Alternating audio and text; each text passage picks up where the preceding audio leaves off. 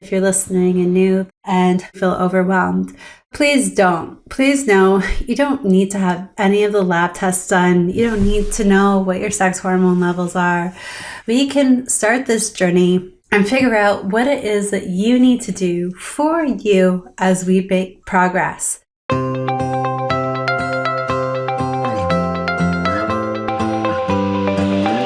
Hi everyone, it's Megan Ramos here with another episode of the Fasting Method podcast. Today's episode is a traditional Q&A episode where I answer listeners' questions. We're going to dive in today tackling topics from basic fasting questions about how to get started, how to break your fast, and then tackle some more lifestyle stuff around exercise and traveling. One of the questions we see come in the most is, how do I choose the right fasting schedule for me? That's a great question, and this is going to vary a lot from individual to individual based on a whole host of factors: age, sex, where you are in your hormonal journey in terms of sex hormones. Now, keep in mind too, a lot of men are experiencing huge declines in testosterone very early on. Women are entering perimenopause years too early. So there's a lot of sex hormone considerations. Probably the most important one is the severity of insulin resistance. And that can be very complicated to measure, especially if we don't have a healthcare team willing to do all the lab work to give us a more complete picture. Unfortunately, it isn't just one test. So this can definitely leave people feeling pretty overwhelmed. I imagine if you're listening and new that even my last little 30 seconds of rambling has made you feel overwhelmed. But please don't. Please know you don't need to have any of the lab tests done. You don't need to know what your sex hormone levels are. We can start this journey and figure out what it is that you need to do for you as we make progress. Most individuals begin their fasting journey by focusing on a time-restricted eating protocol where they do some type of daily fasting for the first time on a regular basis. Sometimes we start off doing 14 hours of fasting daily, where we're essentially not eating late the night before and we're fasting overnight.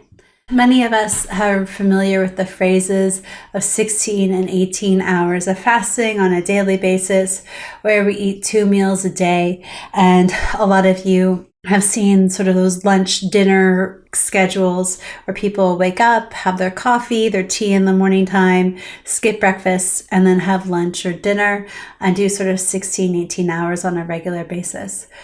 This is a great place to get started. It helps us establish a lot of good eating habits, such as not eating late in the evening or overnight, listening to hunger cues in the morning time, and going back to some of the eating structure basics that we grew up with or grandparents grew up with, where we were just eating meals and not snacking or grazing. So everyone should first and foremost start off with a time-restricted eating protocol and get into the groove. And I usually recommend people do this for about 2 to 4 weeks until they feel comfortable. And then from there, we'll start going to 24-hour fasts, where we'll say fast from dinner Monday night to dinner Tuesday night. And we'll do this 24-hour fast no more than 4 times a week. Usually most people will do it 3 times a week, and they'll space it out with 1 or 2 eating days in between over the course of 7 days. So that would be the next step. I would sit at that 24-hour period again for about a month and just see how your body responds. You got to think of this as training, especially if you've never done fasting before. It is training to help strengthen your fasting muscle, to help condition it, to be able to do some of the longer fasts if you need to.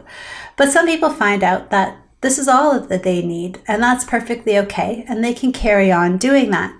Some people might find that it becomes a little bit physiologically too challenging for other health reasons to go beyond it, and then we have to figure out how to optimize the 24-hour fast for them.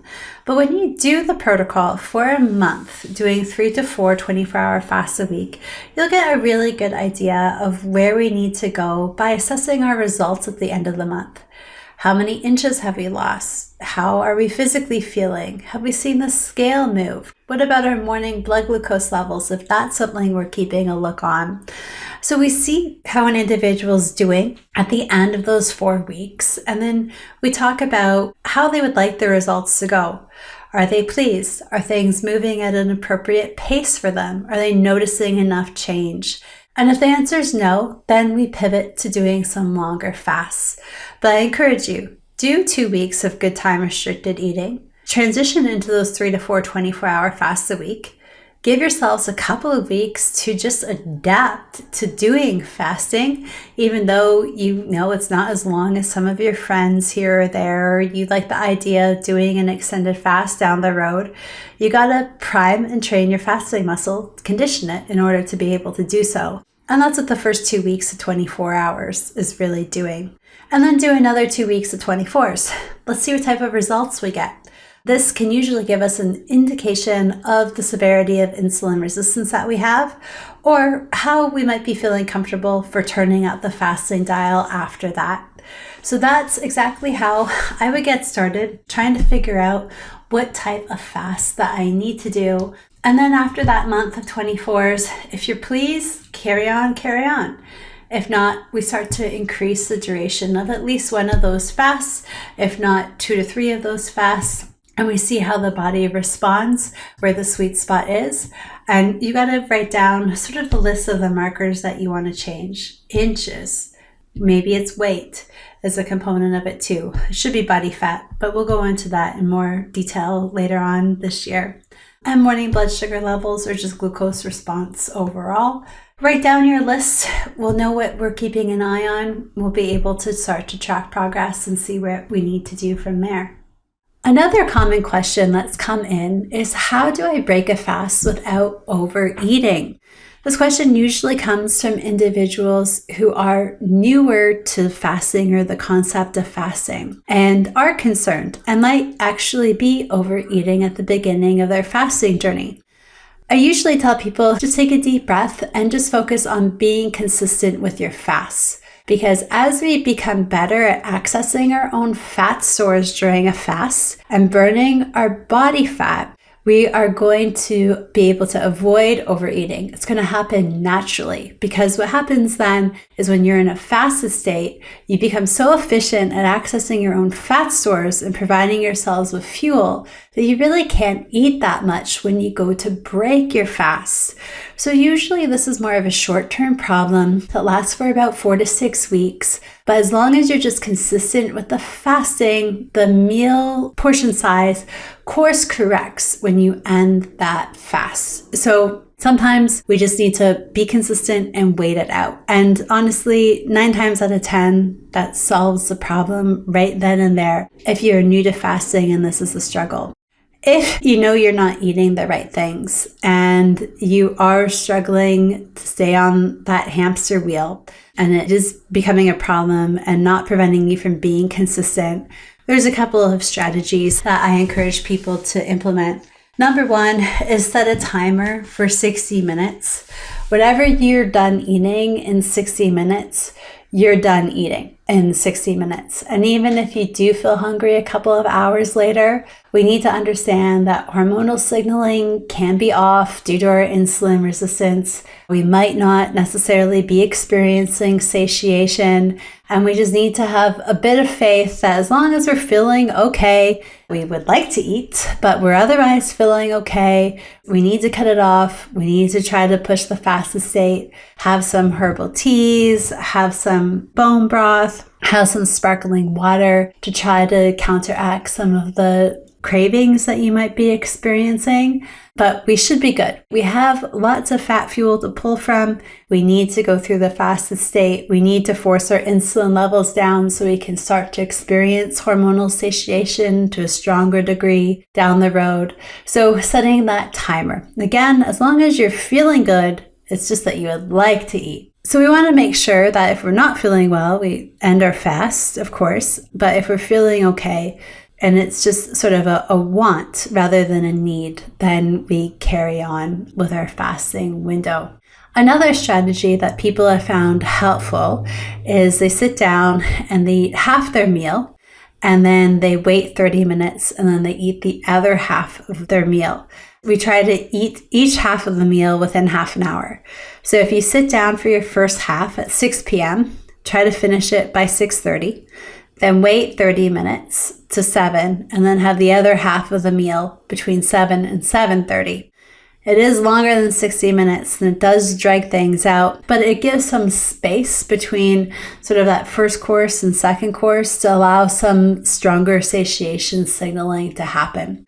But again, the bottom line is, once we become more effective at burning our own body fat, we will stop overeating, especially as our insulin levels start to regulate. If you're someone, you've been fasting for a while, you're still finding that you're overeating, it's worthwhile keeping a food diary for a couple of weeks, coming into some community meetings to see if you can identify what's going on and look at those food diaries to help give you some insights, or bring those food logs into a coaching session and do a session with one of our coaches to help see if there's something that's standing out that we might be able to help you out with. Usually it's a little personalized and nuanced. One thing I will say that I've seen a lot lately from my own clients is leaning into some of those like low carb or keto treats and having them linger in their diet and generate some problems down the road. Short-term consumption of those things is okay. A very sparse use of them is all right. But usually the sweeteners and stuff that we put in them does cause an insulin response, even in the absence of a glucose response. It can perpetuate some pre-existing insulin resistance conditions, make it worse, and sort of act against us when we're trying through our journey. So I would just say, it's really time to clean those low carb or keto processed foods and treats, substitutes, get them out of the house. Another common question that's come in is, how do I know if I've broken my fast through the use of fasting aids during it? That's a really good question, and I wish there was a straightforward answer that I could give everybody. Generally, if your caloric intake on a fasting day is less than 400 calories, you're probably sitting in a pretty okay position. Whether that's come from a couple of slices of avocado or a couple of cups of broth, however you want to balance it out, you're probably sitting pretty okay. When we do our monthly fasting reset diet, and the approach that we use is to keep the daily calorie consumption under 400 a day for those 5 days of our fasting reset, people tend to do pretty well with those parameters. So if you find that you do need some tools, we really want to keep it as low as possible, but we want to keep it under that 400 calorie a day threshold. So I think that's something you can use as a barometer. I know Jason's talked a lot lately about, maybe having a little bit of a small salad or something with a little bit more substance, it feels like anyways, when you're consuming it, versus drinking a maybe broth during your fast. And of course, we're huge proponents of drinking broth during your fast too. And sometimes people do find that they can have half a hard-boiled egg or a pickle, a dill pickle, and it helps them immensely during the fast. So they have something with a little bit more substance, that's okay, but really try to keep the total caloric intake under 400. And that's if you're doing 36-hour fasts or longer. If you're doing fast shorter than 36 hours, I would even try to keep it under 200 a day, your caloric intake. So for 24 to 30 hours of fasting, to 200 calories. So you can use those as a bit of a threshold to navigate whether or not you've broken your fast. And to be perfectly honest, if you've been aiming for something like 5 days and you end up having a meal on the third day, just keep on going. It's so much better to keep on going. It's not going to take you terribly long to get back into a fasted state once you're already in that much of a fasted state. This is where, working with a coach or checking in with the community can be really helpful about pivot plans. So you've heard me talk every month for the last few months about how I like to batch 24s when we find that we're having some issues like this. So instead of doing a 48 and constantly kind of breaking it in between, having sort of a structured back-to-back 24s. 24, meal 24, and then doing that more on a regular basis. So we're able to create some consistency there and a little bit more structure and planning, so it feels more intentional. And when we're more intentional, we get more results. So if you can't do 2 48s a week, try doing 2 sets of back-to-back 24s. So 24 Sunday to Monday, Monday to Tuesday, taking a break for an eating day, and then having another 24 paired with another 24. So Wednesday to Thursday, and then Thursday to Friday. That often helps a great deal. Now, people are thinking about travel. People have gotten the itch to get out. The winter has been draining for many individuals. Kids, family members starting to travel. What kind of fasting do we do while on vacation? It is totally okay to do quite a few 24s during your vacation time, but I think it really depends on the type of vacation that you are taking. Now, if you're someone who is going on a more sightseeing adventure, you're really not going to be tempted by a whole lot of snacking. To be perfectly honest, you're going to be busy, you're going to be on the go, you're going to be getting a record number of steps in every day on whatever pedometer tracker you've got going on, whether it's your Oura Ring or just your Apple phone. There's going to be a lot of movement. So I think it's great to do a 24 here and there while you can on those type of trips. But most people actually continue to lose weight and continue to see improvement in metabolic markers doing 16 or 18 hours of fasting a day. So again, sightseeing trips, I think people make great results doing time-restricted eating. I know I've shared with some people in our community that for my 40th birthday, we went to Italy for almost 3 weeks, and I ate twice a day, and I lost 7 pounds while I was there. And it coincided with me nursing my son a lot less and prolactin levels coming down. So of course I was going to lose some weight, but still, while traveling abroad, we're walking 15 to 20,000 steps a day. We're not tempted to snack. We're not hanging around with food all evening. Dinner was late. Lunch was a bit later just because of the way things are set up culturally over there. But, we would wake up, have tea in the morning time, and then just get out our sightseeing and movement in earlier in the day. And it resulted in quite a lot of weight loss, considering I wasn't putting in that much effort and was definitely indulging in more carbohydrates at the time. That's something just to keep in mind about those type of trips. We often, I would see so many people come back from Christmas vacations or spring breaks where they had similar structured trips and be so upset about not wanting to get their measurements checked or just dreading seeing their blood test results. But everybody would lose weight and everyone would have improved A1Cs. So there's a lot to be said for having some good type of relaxing tourist trip event. So there's a lot to be said for having one of those more touristy trips where you are doing a lot of sightseeing. Now, I know some of us just need some rest and relaxation. I'm personally there with you. I would love to be on a beach right now, just flopped in a sun chair with an umbrella and just snooze for hours on end. So I hear you, and those types of vacations are needed. But there's a lot more temptation when we're on sort of beach and resort vacations. And we are doing a lot of rest and relaxation, especially when we're at resorts that are sort of catering to us eating and resting. And many of us just eat out of boredom. So when you're on these type of trips, it can be really difficult to aim to do 24 hours on a daily basis. I usually discourage it from these kind of trips because someone will try to fast and then just have so many temptations and not a whole lot of distraction during the day, and then end up making some bad food choices that can spiral throughout their holidays and leave them feeling not so good afterwards.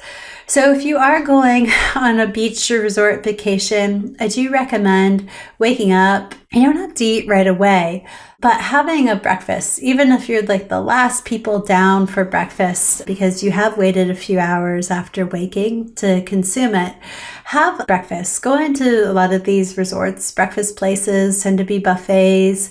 There are a lot of tempting options, but in the morning, our hunger is actually pretty low in terms of hormones. So it's easier to control. And there are a lot of really great fatty and protein-rich breakfast options that we love too. Big omelets. How cool is it to have someone make you one so you don't have to do all the prep yourself? So lots of egg dishes, lots of breakfast meats, avocado, things you can lean into at a lot of these places. And when you wake up, even if it has been a few hours and you have this fattier, protein-rich meal earlier on, it really helps set your hormonal tone for the day. So even if you are relaxing poolside or by the beach and there's people having a lot of tempting things around you, you have more armor, more protection from these temptations because you are so hormonally regulated from that fatty or protein-rich breakfast that you've had in the morning. So beach trips, always recommending to individuals, even if you go for a walk, go for a gym, hang out, read, have coffee, then go for breakfast, and the appetite might start to rise before you have sort of your big lounging, restful event of the day, or you're going to be near a lot of food temptation. And then you can kind of avoid the lunch scene too if you're having a later breakfast as well, because you have had a late breakfast. So that eliminates another opportunity where the food options might not necessarily be as great, and then you can dive in and have an earlier dinner. And that tends to work out the best for those type of more relaxing R&R needed trips. And then just focus on your therapeutic fasting when you get back. If you do a pretty good job with nutrition while you're away, even if you are eating 2 meals a day every day, it will be really easy for you to roll right into your regular fasting program when you get home. And sometimes eating more can help boost our metabolic rate when we're eating well. And that can help us lose more body fat when we start to fast more. So in a lot of ways, you could be doing yourself a favor by embracing the time-restricted eating while on your vacation and setting yourself up for even more success with your fasting when you get home. And when you eat well, again, getting into that fasting routine is smooth. You won't need to do like a week of fat fasting reset or cleaning up your diet. You'll be able to roll right into it. And the last question we'll be tackling in today's episode is, how do I fast and still have energy for workouts? Really great question. Number one, if you're doing a lot of cardio or aerobic exercise, I recommend that you do that on your eating days instead of your fasting days, even if it's in a bit of a fasted window on your eating day. But doing it on your eating days, especially until we know that we are really great at accessing our fat stores and where we are standing with our insulin resistance. But for more strength training, body weight training types of activities, you can absolutely do those on your fasting days. The most important thing is to make sure that you're properly hydrated. So a lot of people get to the gym or wherever they're going to do their workout and start to drink water. Well, that's good, and you can do that, and in some cases definitely should do that. It takes about 90 minutes to properly hydrate your muscles. So we need to be doing that 90 minutes before we start our workout, not at the beginning of our workout and throughout our workout. I mean, you can do it at the beginning and throughout your workout, but you're not serving yourself well. And if we're hydrated going into our workout and then during our workout, we're not going to be dealing with ravenous hunger afterwards. So really being mindful of the clock, or maybe even shifting your morning workout by about 30 minutes just to give yourself a little bit of extra time to hydrate is important. And it's important to remember that for many of us, hydration just isn't water. It's water plus electrolytes, and we really focus a lot on sodium at the fasting method. Not everyone needs sodium during their fast, especially if we are struggling with a really high insulin levels causing a lot of sodium retention. But what we are focusing on is getting in some of that support if we need it. And if we don't necessarily know, I really encourage you first to start off with some bone broth, especially if you are going to be doing a morning workout, say within 60 minutes of waking. Wake up and have a cup of bone broth first thing. It's a nice balance between getting in good electrolytes and getting in good water at the same time, and getting a bit of a power punch of that in a shorter period of time to hopefully hydrate you enough in between. I think it's a great tool to use before a workout and after a workout too. Sugar-free pickle juice, sugar-free olive brine are also great alternatives. And I would start experimenting with the broth, the pickle juice, and the olive brine first. And then once you get a little bit more awareness and your insulin levels a little bit more stabilized, then you can start mixing in some salt with some water. But it's not just water that hydrates us, it's water and electrolytes. And even though we might not need it at the beginning, it might be worthwhile to experiment with some broth and some pickle juice to get you started. All right, everyone, we're going to wrap up today's Q&A episode. Thank you so much for joining us. Happy fasting until next time. Bye for now.